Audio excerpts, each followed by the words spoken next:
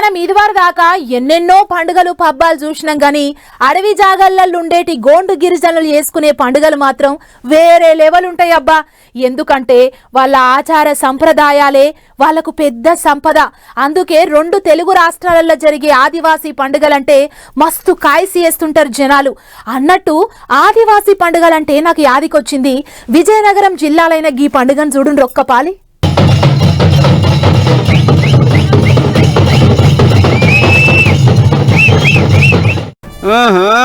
చూస్తారా, మస్తు జోరు మీద ఆడుతున్నారు ఆదివాసీలు.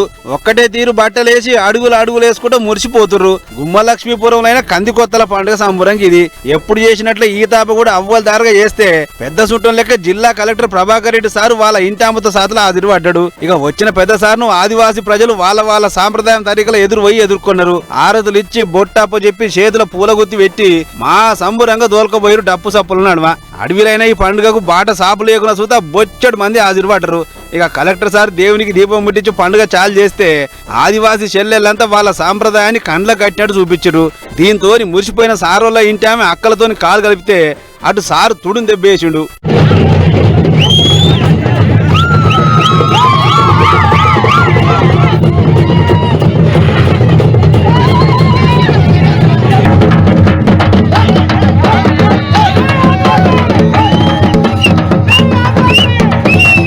చూసిర్రా, సారోళ్ళ ఇంటిలో ఆదివాసీలలో కలిసిపోయారు. అటెనక మాట్లాడుకుంటే గిట్ల అన్నాడు. ఇది నిజంగా ఒక గొప్ప సంప్రదాయం. తమకు అంది వచ్చే ప్రకృతి అందించినటువంటి ప్రతి దాన్ని కూడా దైవంగా పూజించేటువంటి ఒక గొప్ప సంస్కృతి ఇది. తమ సంప్రదాయంలో భాగంగా సుమారు 35 నుంచి 40 గ్రామాల వాళ్ళు ఈరోజు ఇక్కడ గుమ్మలక్ష్మీపురానికి వచ్చి ఇంత అద్భుతంగా వాళ్ళు తమ ఆనందాన్ని వ్యక్తం చేసుకుంటూ డప్పులు కొట్టుకుంటూ నృత్యాలు చేస్తూ గిరిజన నృత్యాల సంప్రదాయాన్ని కాపాడుకుంటూ ఆనందాన్ని ఒకరితో ఒకరు పంచుకోవడం అనేటువంటిది చాలా విశేషమైనటువంటి విషయం.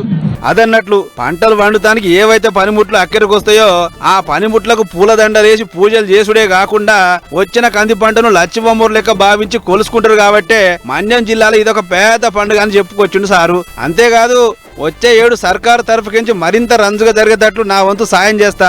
ఈ ఆదివాసీ సాంప్రదాయం నన్ను ఎంతగానో కట్టిపడేసింది. ఇటువంటి ఆచారం ఎప్పటికి బతికుండాలే అన్నట్టు మాట్లాడుకొచ్చాడు కలెక్టరు. ఏదేమైనా గిరిజనులు చేసే ఏ పండుగలైనా కళ్ళు తిప్పుకోకుండా ఉంటాయి అని అనుకుంటారు అందరూ.